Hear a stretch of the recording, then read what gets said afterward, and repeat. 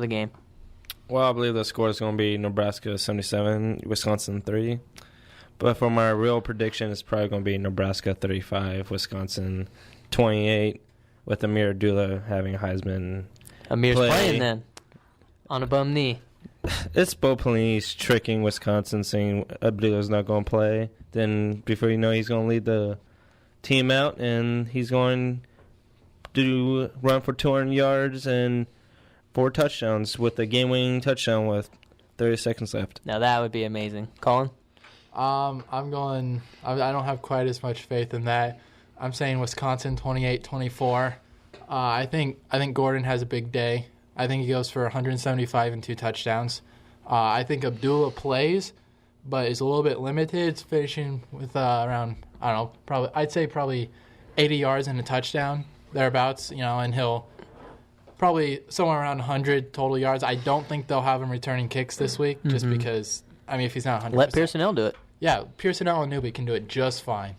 And so I think 28-24. I think Wisconsin's defense makes enough plays down the stretch. I'm going to flip the script. It's going to be 27-24. Nebraska's trying to ice the clock. They pull Abdullah. They have Newby in. He fumbles the ball. Up 3. Wisconsin has the ball. Short time. Drive to inside the 30. Gregory blocks the kick. Nebraska wins. Interesting. I like it. Well, currently I have Mississippi State number 1. You can't really argue with that. Unfortunately, I have Florida State number 2. Oregon, that's my number 3 team. They're playing lights out. They had one bad game with their main offensive lineman out against Arizona, which cost them their only loss of the season.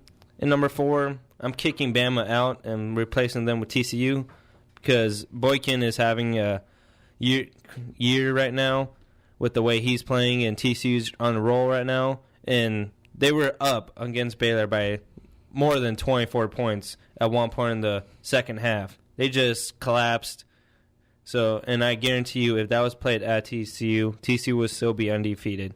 I know Baylor has a head-to-head against TCU, and Baylor has a more impressive win over the same opponent, like Oklahoma, but I'm still getting the edge to TCU.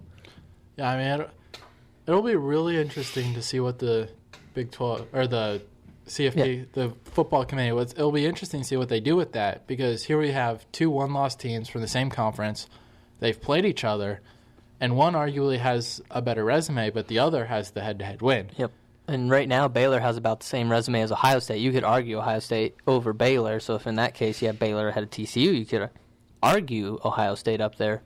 But in my opinion, by the end of the year, Baylor has their chance. In my view, it changes week to week. If they win out, they beat Kansas State convincingly on that last game of the year. I mean, look at who TCU plays. I mean, garbage teams of the Big 12 with Texas, their best game left. I mean, if they both win out, it comes down to the committee picking the head-to-head win over TCU's better non-conference win in Minnesota, who is head and shoulders better than anybody Baylor played, but it still isn't a great But at least win. it's a Power 5 team. Baylor scheduled none. Yeah. I got a quick question for you guys, though. Pretend you guys are on the playoff committee. Would you punish a team for playing not a Power 5 team at a neutral site or going on the road and winning?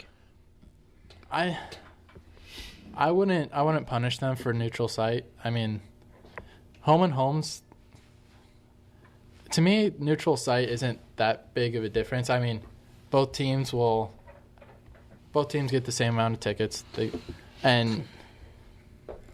You say both teams get the same amount of tickets, but more or less. I'll give you an example. Rutgers versus Washington State. That was played at a neutral site. It goes in the papers as a neutral site, but the game was played in Washington.